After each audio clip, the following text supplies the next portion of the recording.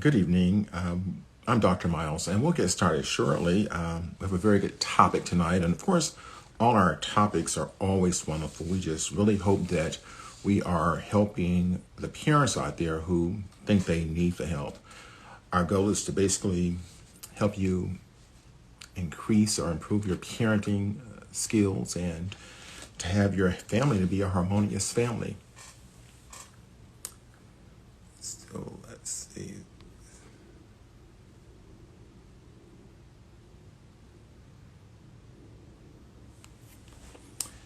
So our co-host will be on shortly, but we don't like to get started until she gets on because she makes this thing real interesting. Uh, and you can tell her I said that we're looking forward to her being on shortly, and she may be stuck in traffic somewhere. So if she's stuck in traffic, we'll just keep the program moving. But while we're waiting, I do want to say that I am Dr. Willie Miles. I am the president of Dr. Willie Miles Children's Foundation located in Atlanta, Georgia. And our goal, our mission statement is really very simple. You know, I've been doing this for over 30 something odd years. And sometimes people have these elaborate mission statements and can't fulfill any of it. But our goal is very simple. Our goal is to make children our priority.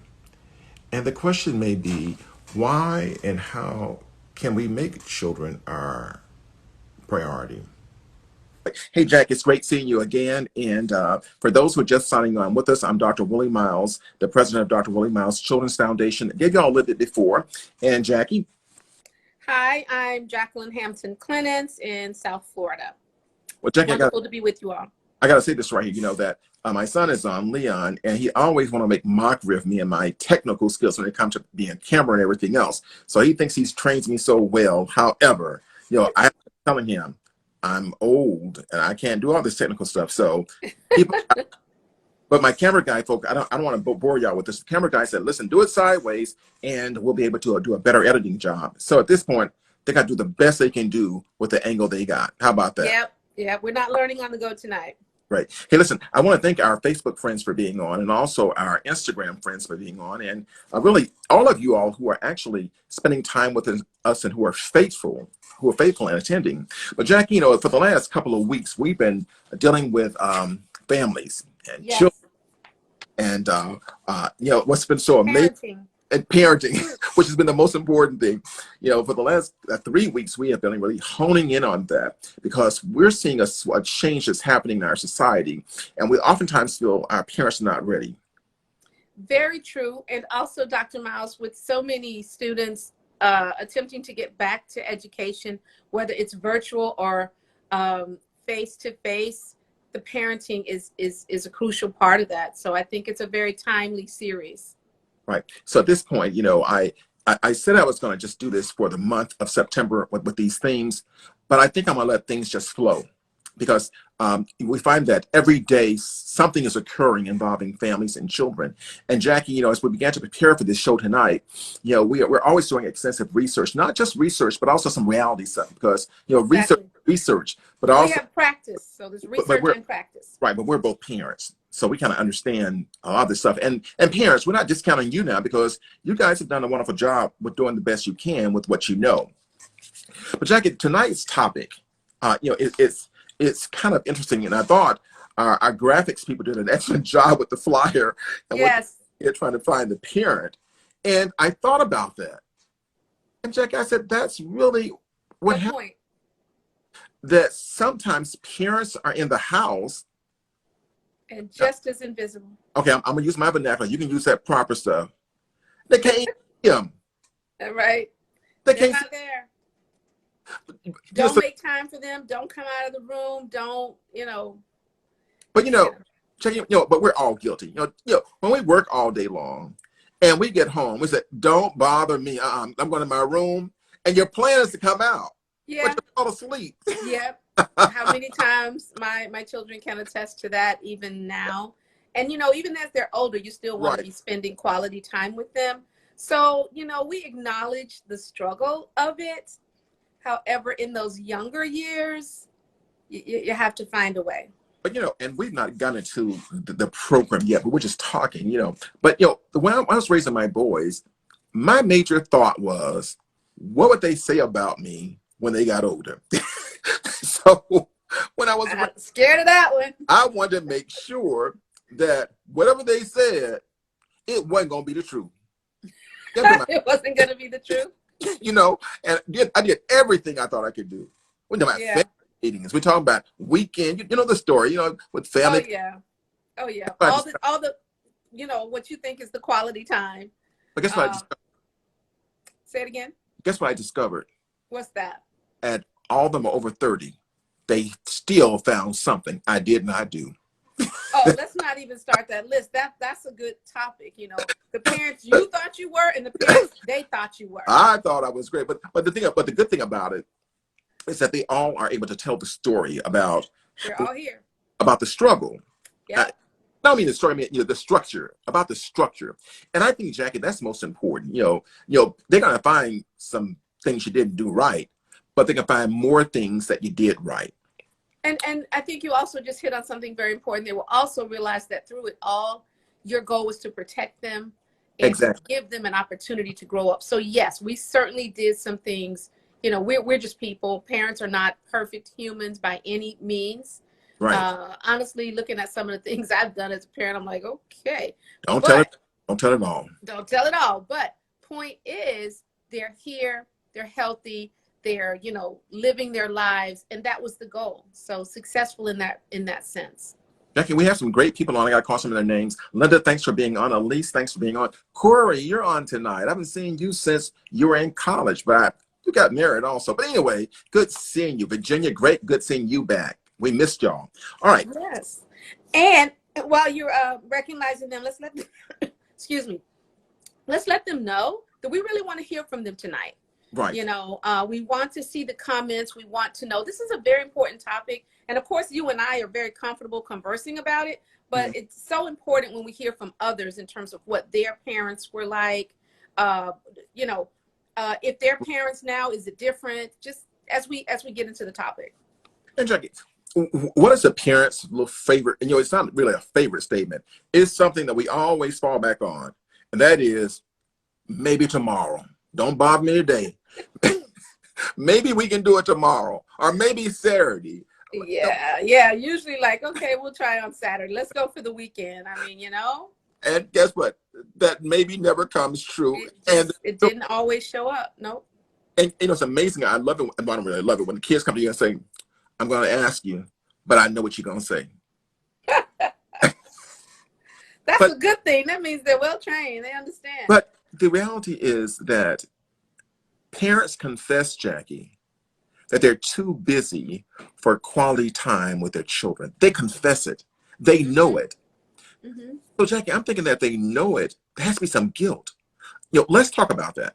Yeah, and you know, our research is also supporting that. Just the fact that a large percent of parents admit to missing out on at least one major milestone.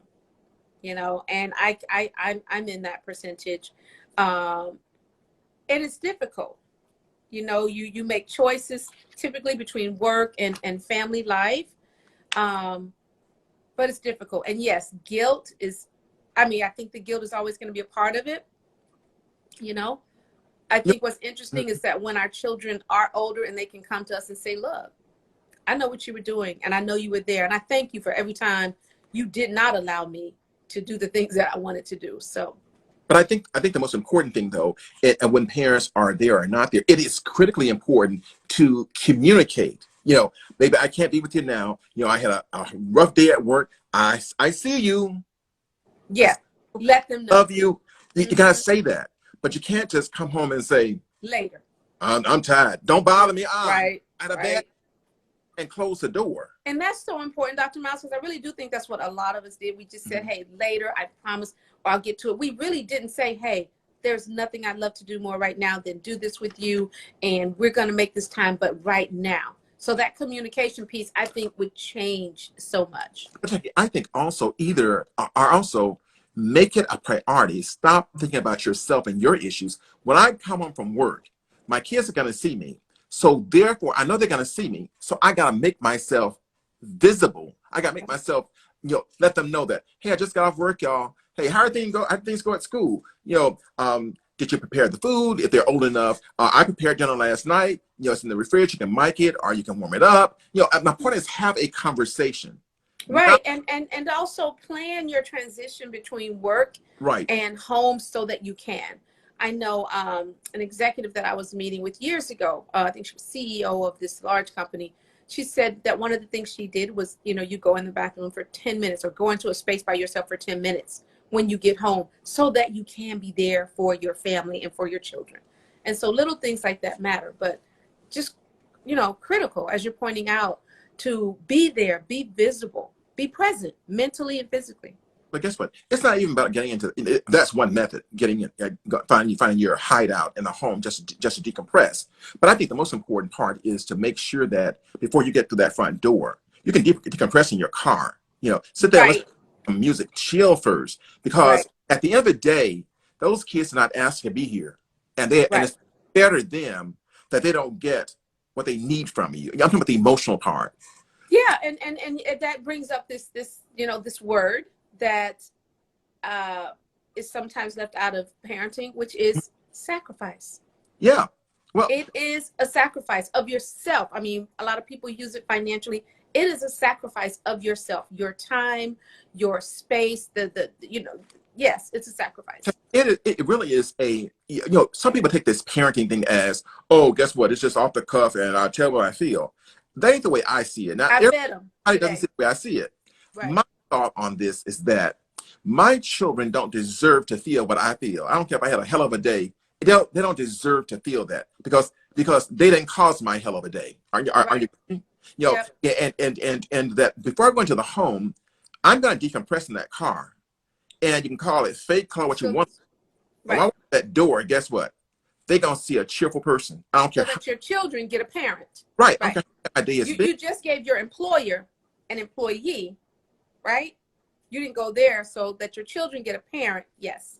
Exactly. Hmm. So it's about how we prioritize. And you use the word sacrifice, and the word is sacrificial because you're sacrificing yourself and what you feel to ensure that your children get something positive and healthy from you. But Jackie, I have a piece of data I want to give you that Okay. I hadn't shared with you earlier. And it says 150 million children are without one parent. Now let me frame this for you. How I'm going to Wow. do this invisible parent. Ready? I'm going Uh-huh. to frame this as if the child doesn't have a parent at all. That's how I'm going to frame it. Because many of our parents are single parents. So if you're invisible and your partner ain't there, the child doesn't Has have. no parent. So our conversation, if we can, Jackie, tonight, let's try to frame it as if, not to make parents feel guilty, but frame it as if You're the child visible. got nobody. And Dr. Miles, again, in practice, we know we see some of these signs.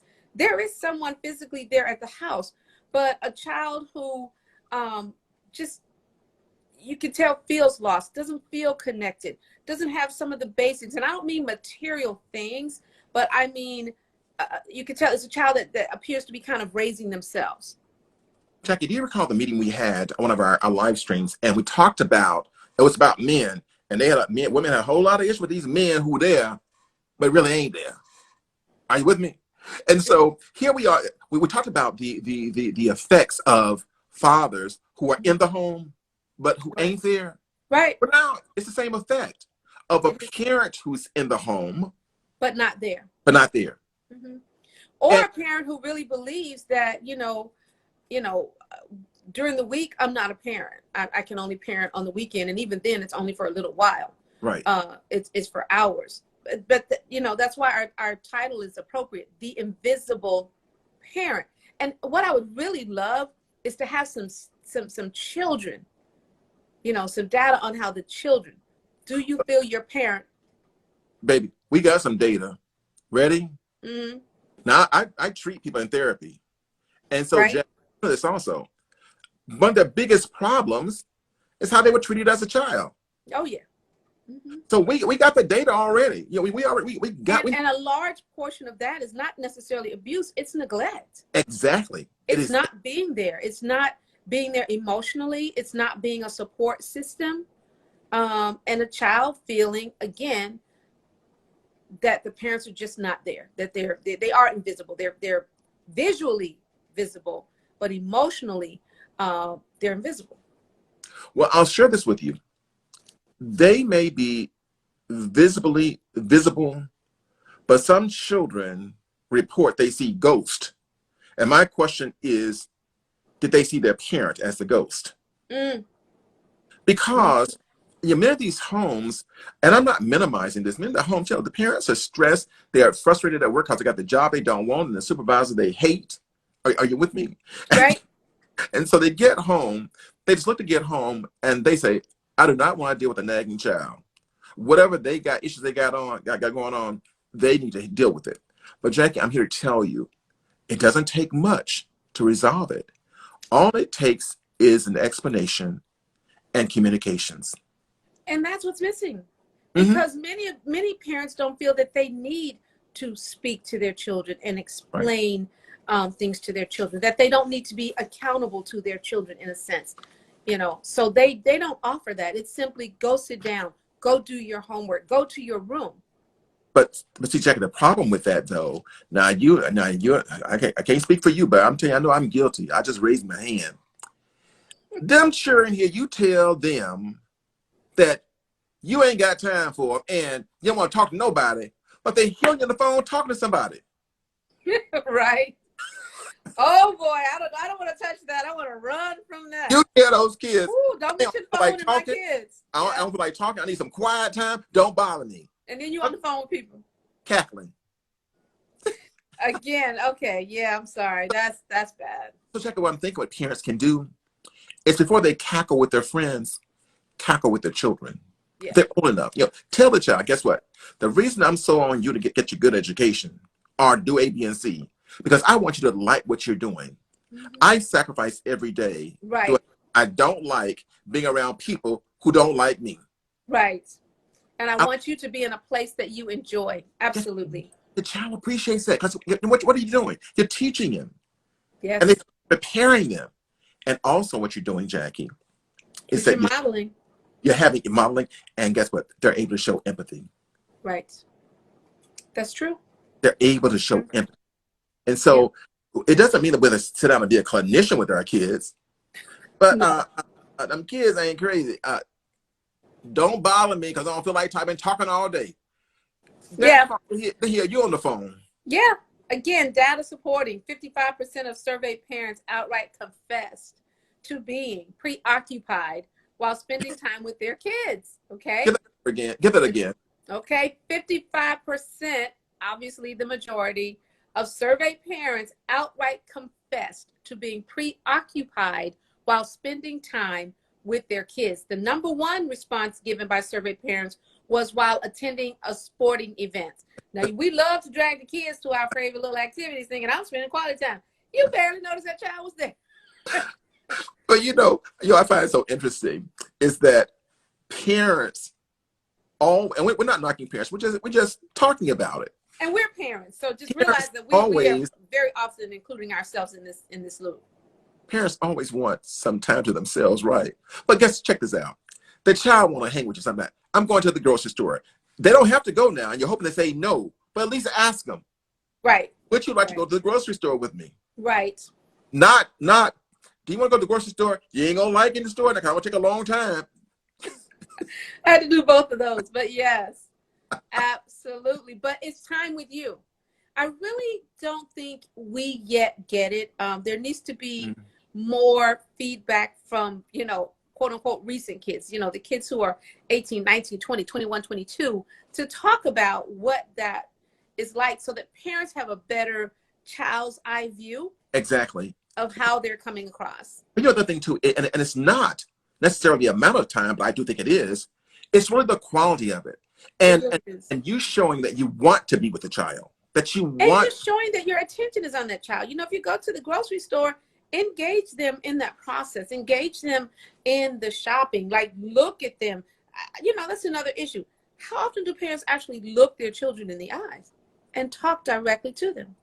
And love on them. But I think about the grocery store thing, Jackie, is that I didn't do this here. I just came up with this idea now. But I think it'd be a great idea for parents. When you go to the grocery store, give the kids a budget of things that they can buy. If it's $10, listen, your budget for shopping is $10. So Beautiful. you can go get anything you want. Just make sure it's not over $10. And make sure it ain't all candy. Now, isn't that fun though? Well, Yes. I'm not fun, but but the kid comes back and says, okay, I got these things. What are you teaching? And listen, you can absolutely say, listen, get your food for the week, get your snacks for the week. What do you want? Here's your budget, right? I'm telling you, Jackie, if I could do it all over again with my 15-year-olds, I would sit my tail down on the bench and tell them to go grocery shopping. Oh, I'm in the store. Y'all go get your eggs, whatever you're going to get. Plan our meals for the week. Just go get. Absolutely. So there are many ways you can engage your children, right? Yes. You just have to want to. And one of the important things to do also, Miles, because it talked about how we can sometimes take our children on our events. You have to know your children well enough to spend time in their world. Oh, you said a mouthful there. Okay, you need to spend time in their world. Be okay there, learn what it is, even if you're just sitting there. That was good. Yeah. That is good. Spending time in their world. But I think I'm kind of afraid, Jackie, that if some parents spend time in their children's world, they ain't gonna want to be grown no more. They may I tell you what, I recall, as an example, going to a pet store, standing by the door while one of my children dealt with reptiles. I'm terrified of reptiles, but I was in their world at the time. Well, that world I ain't going into now. I'm not that. Right. But just those kind of things, making sure that, they had a chance to express themselves as they are. And my children always went in two different directions, but it was important to support their world and be there. Something fun like, and this is trying to engage your children so you won't be invisible. It is, okay, you go and choose the $10 worth of food.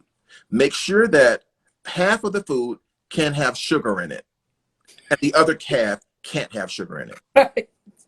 It becomes a little fun stuff. It becomes and that brings up the point of do some things just for fun. Right. It has no other objective other than to be fun. And it's funny because I was riding with one of my children the other day, and there was a Toys R Us being torn down. And she recalled the times, good grades, report cards, something else major, when they were in those stores, again, their world being rewarded. Right. And it was just weird to see it torn down. So like you said, there's so many different ways to engage your children. At the end of the day, Dr. Miles, it amounts to make time. Don't be invisible. But make time. But I think also what you're doing is creating a narrative for the future. Oh, now that's big. Narrative. But not only creating the narrative, but you're also training the child so they can train their children. Yes, absolutely. But you are creating a narrative. Of that course. Story is going to be told one way or the other, good or bad. You're certainly creating a narrative. The kids don't forget it. Oh my goodness, no. There was one saying that children don't forget their worst teacher and the one they like the most. Oh yeah. Now I've never forget the teacher. I in the third grade, third grade. The woman just didn't like me. The woman just whooped me all the time. I never forget her. I know her name too, but you still remember her name. She always spanked me for no reason. Anyway, no. That was traumatic for me. We're going to keep it moving. Of course. And of course, you went to school at a time, as did I, when teachers could actually spank you. Yeah, I would. Anyway, that was traumatic. But let's get back to our topic. Well, we haven't gotten off our topic, but let's talk more about this parenting thing. Yeah, I like what that really points out, Dr. Miles, is as parents, do we know what's happening with our kids at school? Yeah. Do we know about their days? Do we know about how they feel about their teachers? I mean, really, we say this all the time. Intentional parenting is not easy, right? It doesn't happen accidentally. You're trying to take us back to school. I'm trying to have the invisible parent in the house. If they're invisible in the house, they're going to be invisible at school. Well, no, I'm saying in the house because these are things you have to know at home. It's conversation. These are at-home conversations. Right. We already know they're invisible at school. But, these are at-home conversations. Because that's what your child's day is filled with, right? So you're saying, well, how was your day? And what's interesting about the training that you mentioned is that, when I came in, one of my children, my daughter, in fact, is very good at saying, "How was your day?" at work. I mean, she says it every day, and she means it. And she sits and she listens. How was your day? How did things go? So Well, Jack, hopefully she's reciprocating. I'm glad you're smiling because I work from home, and my son asked me how my day go. I ask him, "Look at me." I look at me, and it's not an appropriate response. But the point Look is, at me. I'm not going to say, "Don't ask me, Listen, please." I was going to say, based on the type of work you do, right? Exactly, but I love what I do. But Jackie, I want to get to, One of our statistics. we're going to treat this as if the parents are not in the home. But let's talk about the impact and that being absent or being invisible, what it causes on children. And we sort of dealt with it a little bit. But I still like want to go a little bit more in depth because there are some psychological problems that can occur when children don't feel engaged with their parents. Can I put a pin in that right there for a second, Jackie? Put a pin in that, because I know we talked about that at one of our other sessions, but Yeah, where you were headed with that? yeah. Don't help me. Don't forget now. Don't forget I'm older. But I want to mention this. You know, we don't have to query about what our kids are going to say when we get older. What do you say about your parents? They're What do you wonderful. My ask parents are wonderful. right? As an adult, what But kind you're hitting the nail right on the head with, when we ask, so then what is stopping so many parents right? from accomplishing the goal of spending time? And the most prevalent reasons given by parents was simple everyday distractions, about 50%. Right. Difficulty deciding on an activity. That warrants a conversation. And then a lack of time, 44%. Like, what does that mean? Right? Everybody has the same 24 hours. Right? It's hard to say that your child fell behind other priorities. You and I talked about this earlier. And we talked about the parents who say, it looks like they're growing up too fast. What does that mean? Right. It means you're not stopping to spend time with them while they're growing up. Yes. They act as if they Yes. want time And to stop. this is Check it. They're like they want the time to stop because they're not making time. right. Can you give me a moment? Can you stop and give me a They're couple going of too weeks and let me fast. go back and do what I should have done 2 weeks ago? Of course. Well, that's a given, Dr. Miles. It is very commonly said, and that's also very important for parents to remember. They are going to grow up. These days are going to pass, and your window is not 18 years. You can't bring it. Forget that. Yeah, your window is 6 or 7 years because it's the relationship formed from 0 to 6 that will determine what happens from 7 to 18. Exactly. Yeah. Okay, now, I forgot why I put the pen in, so help me why I put the pen. What did I put the pen in?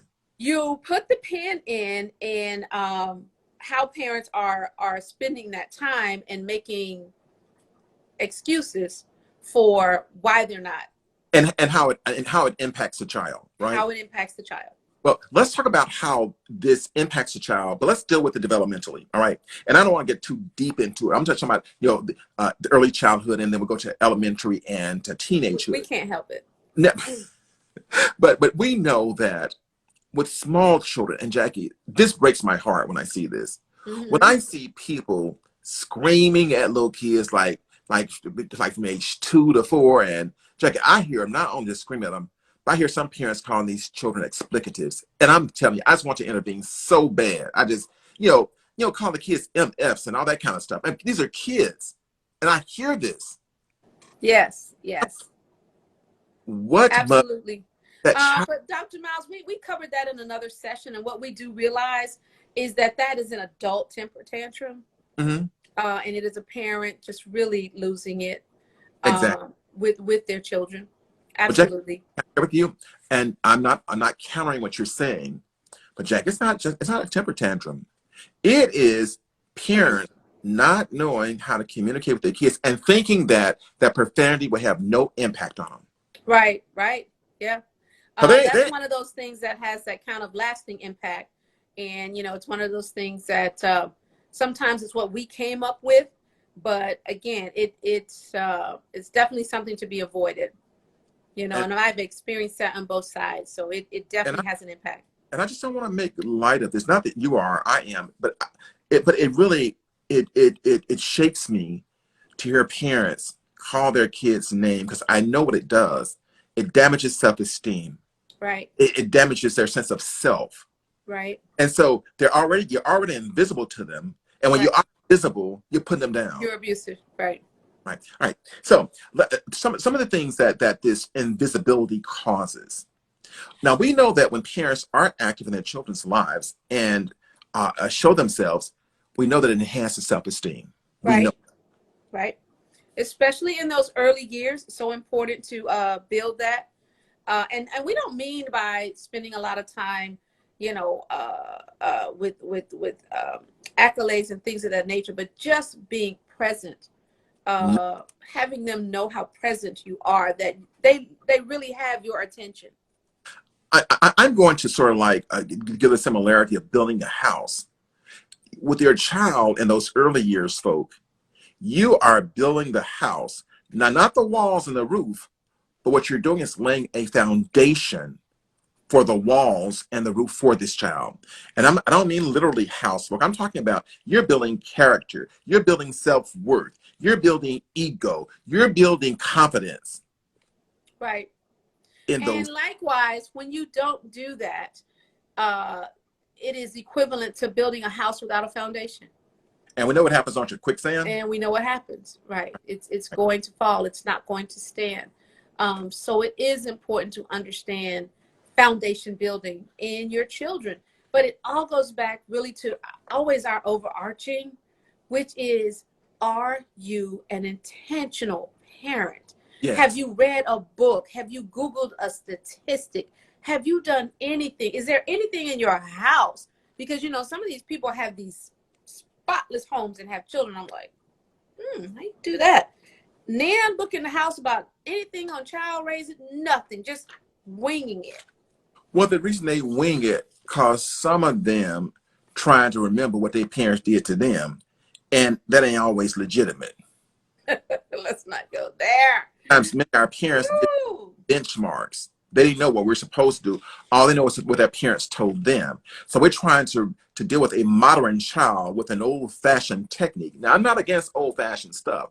I'm simply saying. Or we're often trying to correct our lives by fixing it in theirs. And Right. we forget that wasn't a problem in theirs. It was a problem in yours. Exactly. So you can't fix your life in theirs because they didn't experience what you experienced. Well, again, I'm trying so hard. This is hard for me. I'm just trying so hard to stay on task. But I'm going to sort of like give you several things. Now, if I go too far, say, Dr. Now, you went too far. Right. We're talking about a visible parent at home, right? Right. I'm trying to hold onto my chair. But some of these parents are invisible everywhere. Right. Like completely. We're going to go there now. But yeah, no. But some of them are just invisible. Yep. They're invisible at school. They're invisible at church. They're invisible in the community. They just invisible. And it's sad when somebody tells your child, I didn't know that was your mama.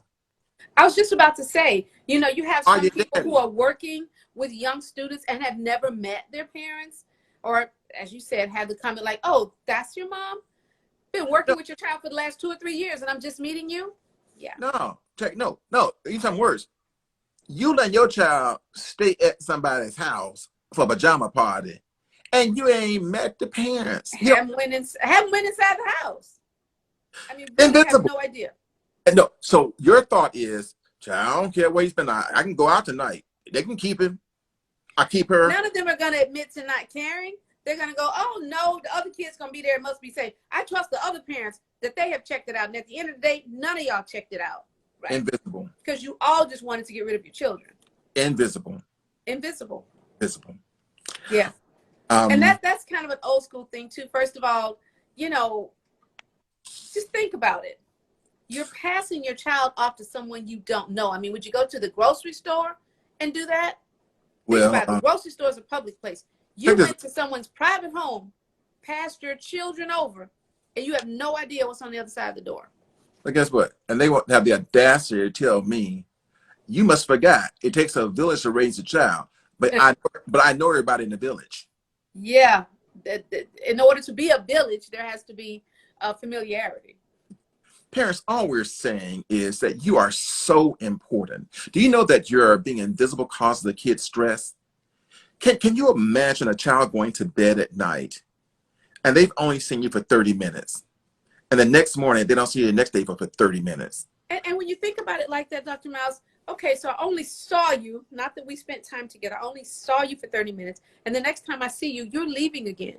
But not only check, and we're wondering why there are abandonment issues. But the 30 minutes is negative engagement. Or zero engagement. You ain't doing good at school. You'll be like your daddy. So the 30 minutes is not positive engagement, but it's some engagement. Mm-hmm. Are you with me? And they're out the door. Right. So the child has had all of, help me count now, 2.5 hours for the week, for the 5 days of your attention. If they're lucky. And then you want to chill on the weekends. Not with them now. So your kids only see you. Wow. I ain't think about this. And then they spend 8 hours a day with teachers. Again, could be an experience like you had where a teacher's just completely out of line and mistreating the child. Could be that teacher has become a surrogate parent and knows more about your child than you do. And or Jackie, the parent gets upset because he likes being at the neighbor's house better than he likes being being home. And just not understanding there would be a very basic reason for that. They're getting more attention. The neighbor's parents at home and doing cookies and all that kind of stuff with them and popcorn. And I want to say people, we've used this thing of being poor as a crutch. I'm always working. No, you ain't always working. No. If you're always working. Right. No, if you was always working, you wouldn't have them kids. But no, I know that's where you were going. Right. No, none of us are always working. I don't care how many jobs you do what's important to you. You do what's important to you. It's true. Bottom line. What's important, Jackie? Also, that a lack of for parents to be invisible, it causes depression in children, anxiety. Right. And guess what? I think we have to accept. Oh no, not accept. We have to know that our child's sense of security, comfort, is not something you can pass on to someone else. Right? Absolutely. Because by the time it's been identified that someone else needs to provide it, the harm has been done. Someone is now repairing damage. Oh, but check this out. Now it's time for you to rein yourself in because you gotten too old to do the things you used to do. And now you want to ask the question, how did they get away? Right. Or now you want to ask grown people to hang out with you. You're like, excuse me? Parents, all we're trying to get you to see, I'm sure y'all know this already, that you are so important to your child's development. You're so important to their security. You're so important to their emotions. You are vital. Let's put it that way. You are vital to your child's healthy development. It's not that you're being a good parent. You're either being a parent or you're not. And you are vital. Can we use this as an analogy? The parents really are their children's lifeline. You are. That's so true. You are the lifeline that leads to everything else. Their relationships with their friends, their relationship and how they feel about school, whether or not they're engaged in extracurricular activities, all starts with that security and comfort they get from you in those very early developmental phases. Jackie Ravens right here. I want people to hold on to their seat now. Hold on to your chair. I'm about to say something now. Just hold on to your chair. Okay. Then they want to get angry when they see the children talking about them on Facebook and Instagram. Or Instagram and all the other little... I can't believe they said that about me. Right. Because you're visible. Because you're invisible. Yeah. You need to stop putting their business on social media. Well, right. And they often do. And if it's not on social media, trust me, it's being texted to a friend somewhere. But if you stop and talk to them, they wouldn't put it on social media. Now, you got me off task again, Jack. I'm blaming you. But there is something, and maybe y'all parents know this, there is something the kids can now go and post stuff on and complain, and it's considered to be private. And what these kids are doing is putting all the private business about the family in the social media. Yeah, it's a program. Which by definition is not private. It's not private. They're talking about who the mom slept with last night, and check. And what it is they're putting their inner their inner Their thought inner feelings. Yeah. on social media, not on Facebook. And I wish we should research it. I'll find out next week what it's called. But I want the parents to know this. How do I know this? Because my kids in therapy tell me this.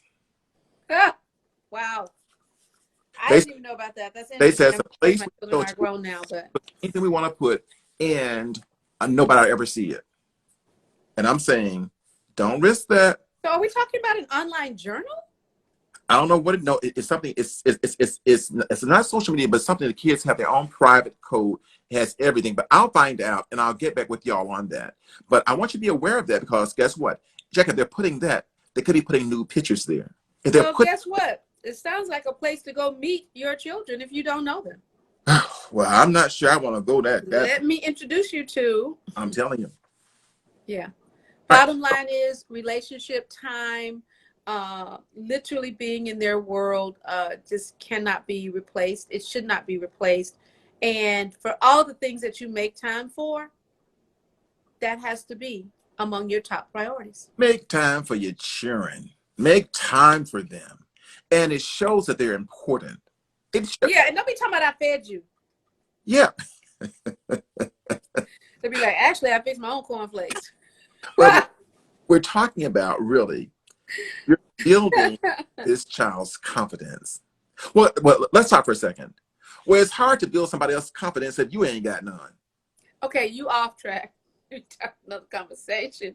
No. Another conversation. Because, no, I'm going to put this out here. I don't care if you don't have it. You better give it to them. Because you fake it till you make it. What you can't get what you ain't got. Fake it. You better sit there and smile and give those children that attention, and then you go in your room and you feel bad about yourself. Okay? Do not put your little stuff on your babies. You go in there, you tell them, Mommy is so proud of you. You are amazing. What are we gonna do today? And you go right on in your room and feel bad about yourself. But no, you find a way to give your children what they need. It's natural. Do I hear you saying so your children should see the best of you? Hello.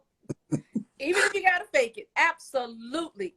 Absolutely. And when they get 40, you tell them, I was telling you that stuff when you was 5 and 10, I was feeling horrible. And they go, really? I never knew.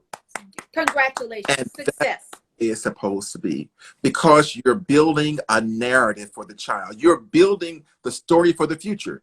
And what you don't right. want this ain't for you. If Really?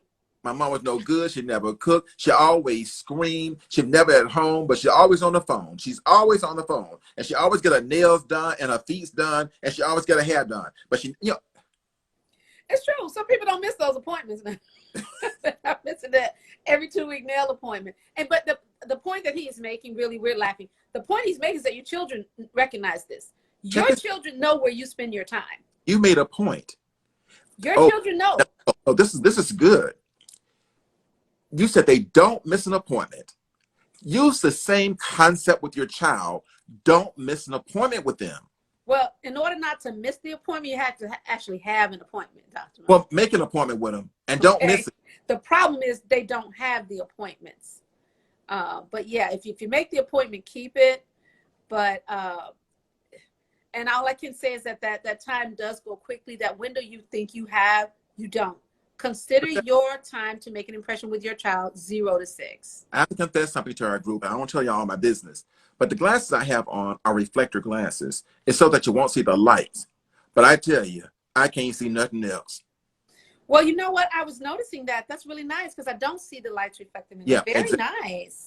I need to get those. Yeah, our listeners were saying, Dr. Mal, we got so much. We see your ring light and everything. I meant to tell you that offline. I'm so glad you listened. But ready? This is an advertisement. You can get 4 pair of these things for $7 on Amazon. Where?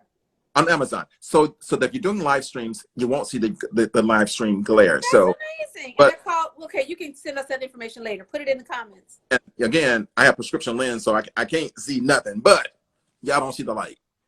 We don't see the light. It's very clear. It's very nice. So what I want to see happen though with these parents, I want them to know, that we love you first of all, and we're supporting you, and we're laughing at stuff because some of the stuff is laughable, but the outcome is sad. And we also, I'd like to add that we've gotten, you know, we come to these places as parents ourselves, as educators, as community people, as uncles and aunts, and all of that. So yes, this is coming from a place of love. I want to share something personal. This is so amazing because my sons tell me this recently. They said, Dad, I don't understand something. They said, now, if we had to come home with a tattoo, you would have killed us. They said you'd have had all kinds of issues. But here you are now with a tattoo. I said, I was 60 years old when I got it. When you get 60, you make your own decision. Thank you. But of course, and they're right. But the point you know, is, especially when your boys were coming up, tattoos were, you know, persona non grata. And like, it's not. But the point is that, and for the parents, is that they listen to you.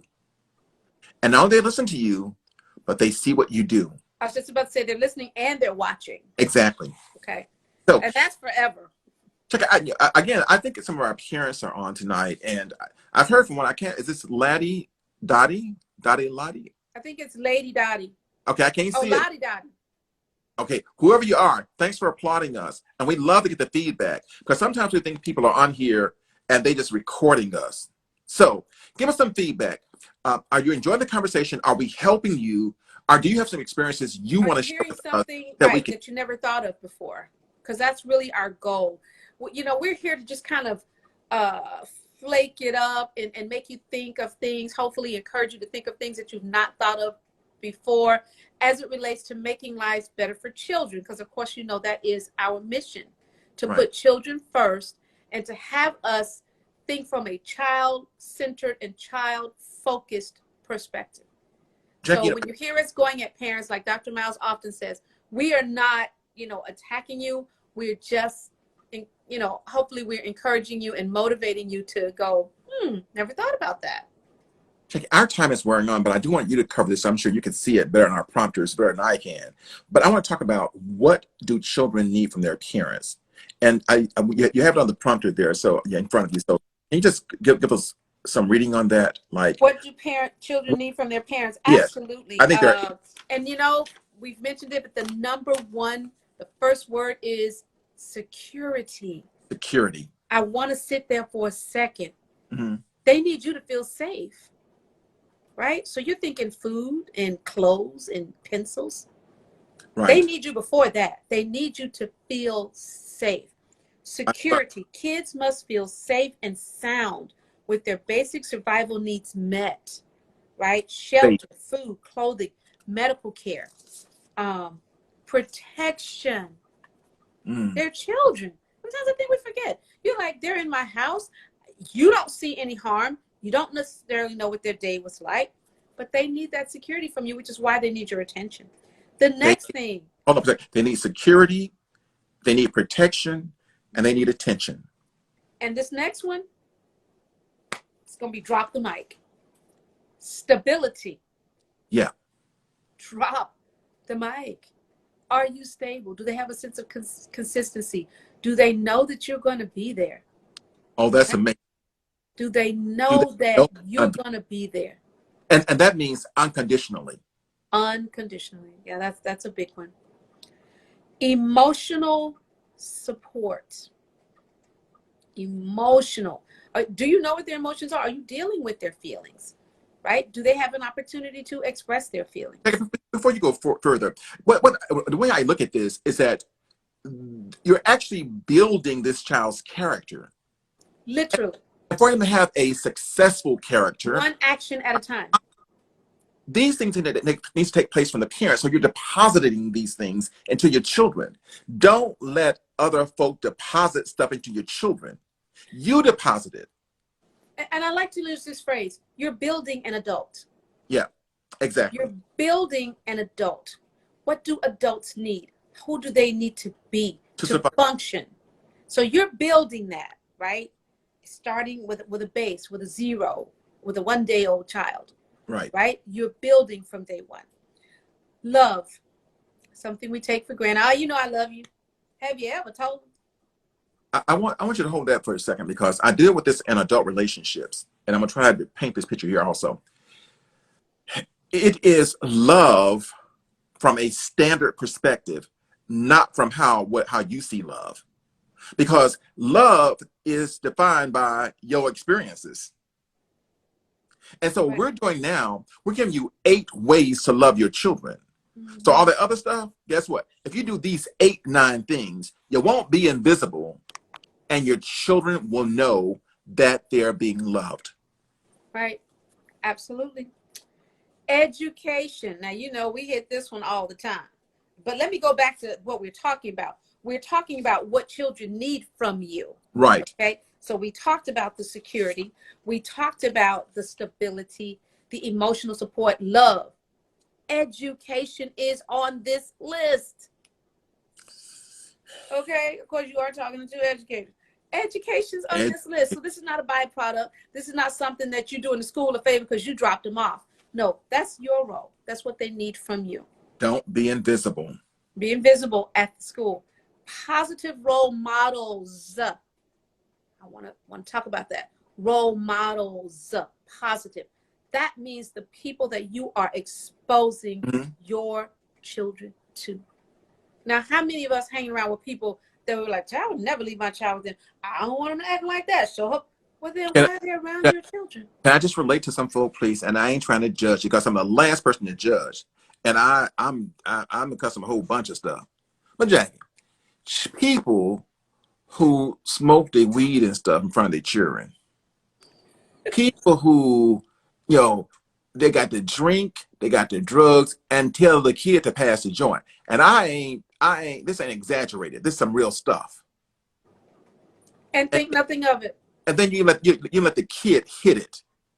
Now, this is some real stuff I'm talking about. So you talking about models, and then you talking about when the kid goes to school and he's doing all kind of manner of things. You talking about, I don't know where he got that from. And Dr. Miles, I have to add this, and I'm probably going to get attacked, right? But I have to add this because this happened a lot during virtual school. The number of people who are around their children, butt naked. I mean, I know they're your children and everything, but really, like, again, role modeling.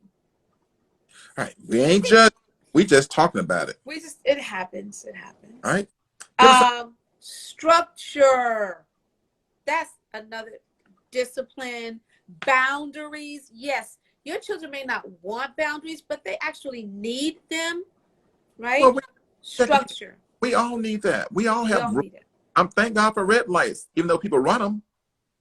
And the last one, Dr. Miles. The last one, Dr. Miles, is really the topic for tonight. They need your time. Children need your time. Okay. This has been absolutely wonderful, Jackie, and I hope our audience has really enjoyed this. We are on every week. But what I got this whole thing, and I always get something out of it, and this is one I really love this. Make some appointments with your children. And keep them. Make some appointments with them. Listen, one parent told me that she and her son had a date night, a date out together. And the date was they had Sundays. Nice. Just for ice cream. Yep. And you know what, Dr. Miles, what the parents don't realize is that when the roles reverse or when those children become adults and they're still used to spending that time with you, you will realize that it was time well invested. Tell me about it. And not even from you needing them, but from having raised a person that you now enjoy spending time with and that enjoys spending time with you. I'm going back to your word you used, and you said we're raising children, but we really are building an adult. We're building an adult. But we're building an adult. Jackie, our time is out. I mean, this has been absolutely wonderful, folk. I hope our audience has really enjoyed this. And, folk, I'm going to talk about my audience. Y'all greedy.